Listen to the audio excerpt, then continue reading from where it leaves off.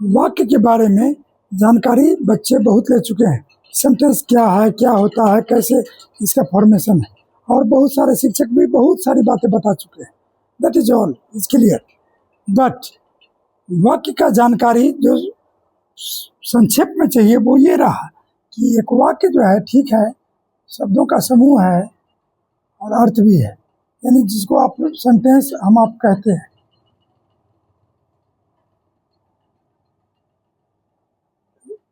उदाहरण से हम शुरू करते हैं। राम जाता है, एक वाक्य है। इसमें इस वाक्य को दो भाग में हम बांटते हैं, और वो पहला राम है और दूसरा जाता है। तो ध्यान रखना होगा इन दोनों भागों का विशेषता कि काम करने वाला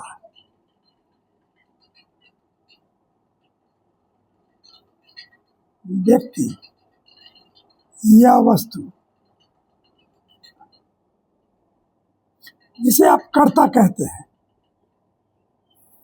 दूसरा काम है, जिसे क्रिया कहते हैं। वाक्य के ये दो भाग सारे शिक्षकों ने पढ़ाया, खूब पढ़ाया, बच्चों ने भी समझा। ठीक है भाई। अब देखिए कि एक वाक्य और लिख रहा हूं मैं। राम, ये भी एग्जाम्पल ही है। घर भाई के साथ 10 बजे जाता है। वाक्य वही है, बस इसमें कुछ शब्द बढ़ गए हैं वाक्य के बीच में। ध्यान दीजिए कि घर हुआ, भाई के साथ हुआ, 10 बजे हुआ। ये 3 शब्द या शब्द समूह जो है वाक्य के बीच में घुसे हैं। अब देखिए कि इन वाक्यों में क्या चीजें हैं। तो पहला हो गया वही भाग इनका कर्ता, जो ऊपर भी पढ़े आप। दूसरा क्रिया, इसको भी आपने ऊपर पढ़ा। और तीसरा जो घुस गया वो है पूरक। अब इन तीनों को अच्छे ढंग से जानने के लिए भाई अंग्रेजी में भी ले लो इसको, क्योंकि बच्चे कुछ इंग्लिश में भी जानना चाहेंगे। सब्जेक्ट, वर्ब और कॉम्प्लीमेंट,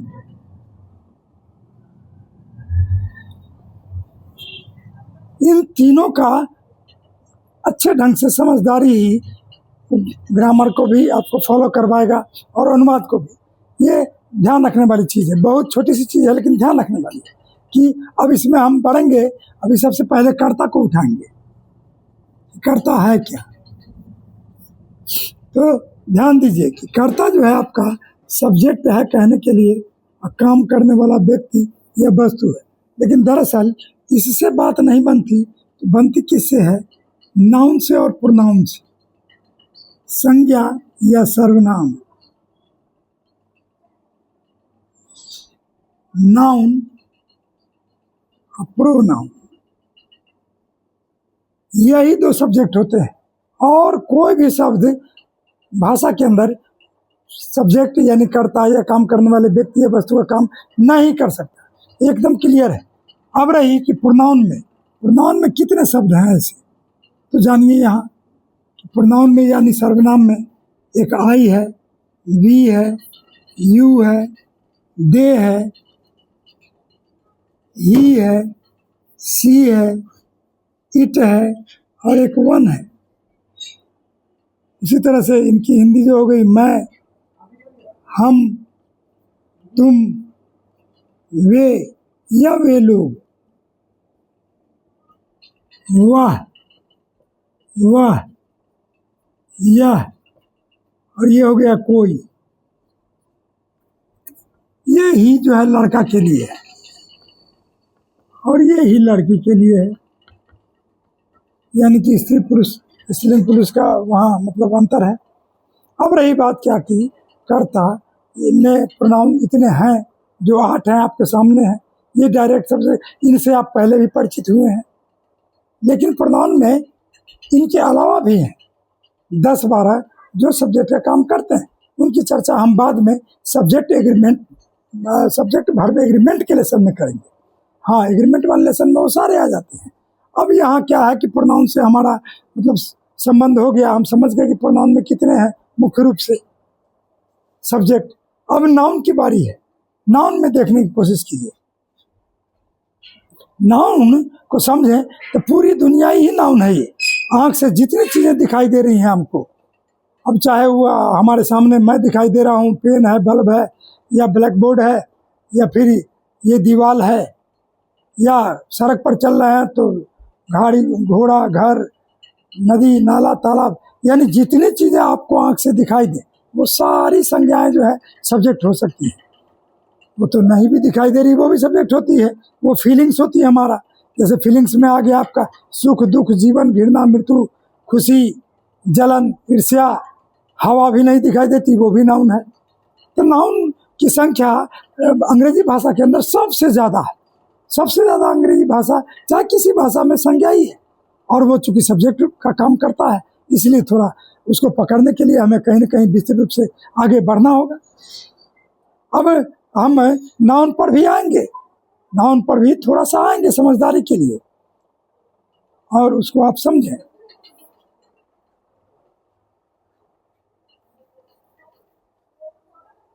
नाउन में कहीं ना कहीं कुछ ऐसी चीज़ें हैं जो समझने लायक है और उसको समझना चाहिए। नाउन कर्ता, संज्ञा। अब ये नाउन जो है दो तरह का है, काउंटेबल और दूसरा ले लीजिए अनकाउंटेबल।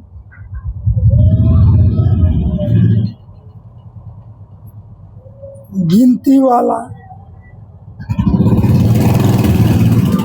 न गिनती वाला।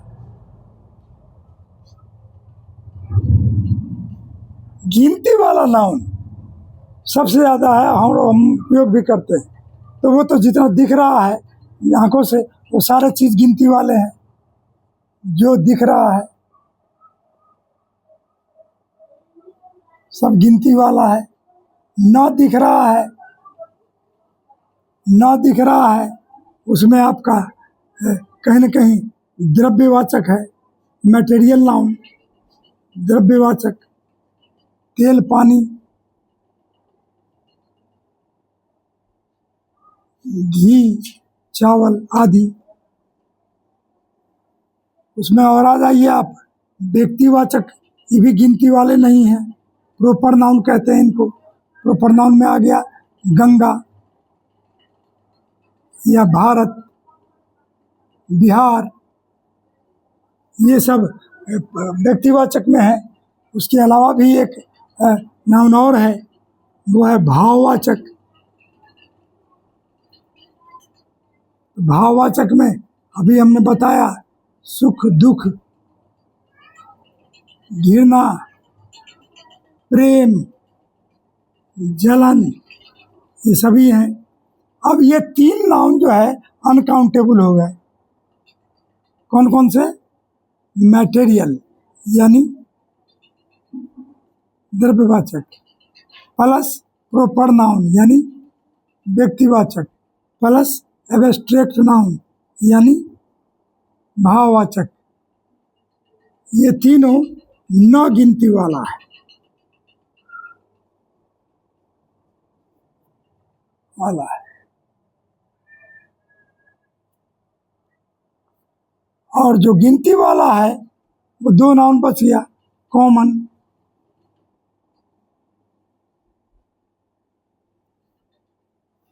कॉमन प्लस कलेक्टिव, ये गिनती वाला है। पकड़ने के लिए बड़ी आराम से पकड़ सकते हैं।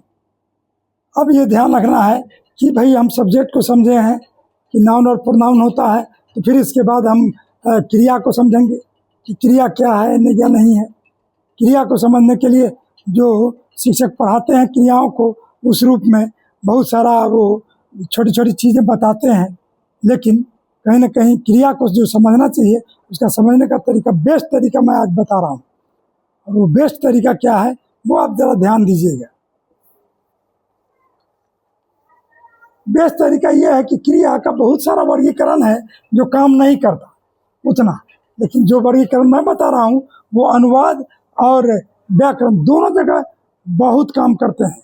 और वो क्या है वर्ब के बारे में, वो ध्यान दें, वर्ब जो है कहीं ना कहीं दो प्रकार का है। एक है फाइनाइट वर्ब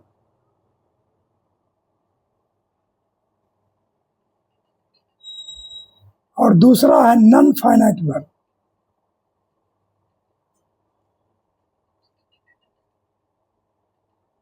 फाइनाइट वर्ब है क्या?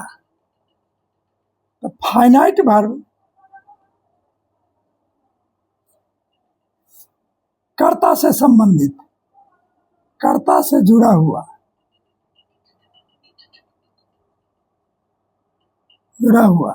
कनेक्टेड विद सब्जेक्ट, इसका कनेक्शन होता है कहीं ना कहीं सब्जेक्ट से, और वो कहीं ना कहीं जो है आपका फाइनाइट वर्ब कहलाता है। ये बहुत कीमती वर्ब है और सीमित है, चूंकि अंग्रेजी भाषा ही बहुत छोटी है, इस तरह से इसमें जो वर्ब है वो भी बहुत कम है। अब देखिए कि फाइनाइट वर्ब जितने भी हैं वो सारे 24 हेल्पिंग वर्ब से बनते हैं। तो 24 हेल्पिंग वर्ब कौन से हैं? 24 हेल्पिंग वर्ब आपका जो है वो अभी लिख देंगे। उसके अलावा वर्ब वन भी फाइनाइट वर्ब का काम करता है, वर्ब वन प्लस एस और एस भी काम करता है, और एक वर्ब टू है। तो आपका इसमें हो गया कौन सा 24 प्लस 1 प्लस 1 प्लस 1 बराबर 27 कुल।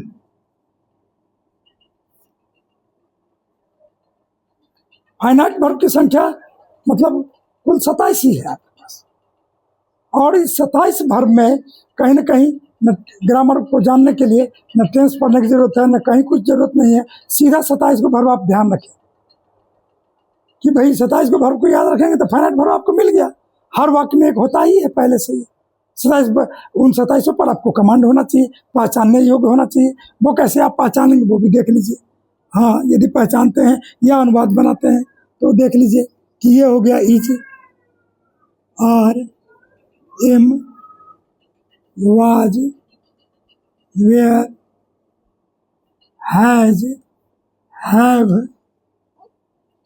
Had, do, does, did,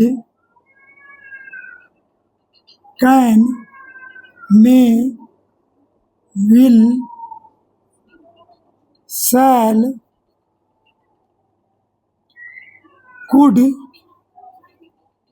should, would, might,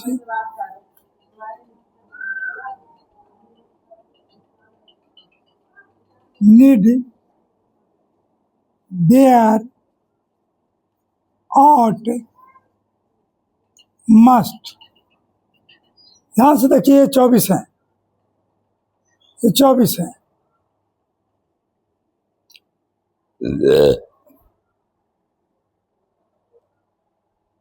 अब ध्यान क्या किस बात का देना है कि ये 24 हेल्पिंग वर्ब हो गए।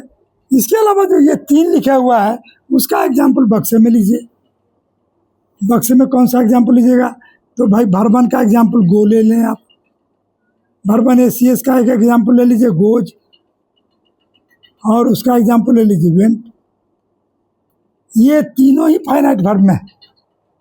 तो कोई भी वर्ब वन गो की तरह जो होगा, कम है, रीड है, राइट है, ईट है, सीट है, प्ले है, ये सारे वर्ब वन जो है आपका फाइनाइट वर्ब है, क्योंकि किसी के साथ मिल करके वो सब्जेक्ट के साथ मिल करके वो सेंटेंस फॉर्मेशन करते हैं, वाक्य बनाते हैं, एक वाक्य का निर्माण कर सकते हैं। उसी तरह से reads, right, goes, play, understands, वो उसी तरह से आपका वेंट की तरह सबका वर्ब टू ले लीजिए। तो ये सारे फाइनाइट वर्ब हैं। फाइनाइट वर्ब को जानना बहुत बड़ी बात है। इससे एक्टिव, पैसिव, डायरेक्ट, इनडायरेक्ट, मतलब क्वेश्चन टैग हो, इम्फैटिक हो, कॉजेटिव हो, यानी जितना भी प्रॉब्लम है ग्रामर का सारा हल हो जाता है। इतनी आसान है ये। फाइनाइट वर्ब को जानना ही बहुत बहुत ज़्यादा जरूरी है, और बार बार इसको समझें। कि फाइनाइट वर्ब में 27 ही फाइनाइट वर्ब है, इससे ज़्यादा है ही नहीं। और ये बच्चों को बहुत आसान रास्ता देता है, इतना आसान कि बच्चा समझने लगता है कि भाई इतना ही है और इतने में से हमको एक खोजना है और उसी के साथ व्यवहार करना है। Just we have to act with all those 27 verbs and nothing else. See there. And then there comes the second one, non-finite verb. Non-finite verb is the other thing we have not used. हम लोगों ने अभी उपयोग नहीं किया, वाक्य में non-finite का प्रयोग नहीं था, इसलिए non-finite का लेसन अलग से पढ़ा देंगे हमसे, लेकिन अभी यहाँ तक रहने दिया जाए। Thank you.